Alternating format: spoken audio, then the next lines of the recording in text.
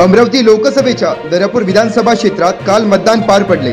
त्या दरम्यान कृषी उत्पन्न बाजार समिती या ठिकाणी संपूर्ण विधानसभा क्षेत्रातील मतदान झाल्यानंतर ईव्हीएम मशीन्स जमा करण्यात आलेल्या होत्या। त्यानंतर आज सकाळी पोलिसांच्या कडक बंदोबस्तामध्ये सर्व ईव्हीएम मशीन्स अमरावतीकडे रवाना करण्यात आलेल्या आहेत।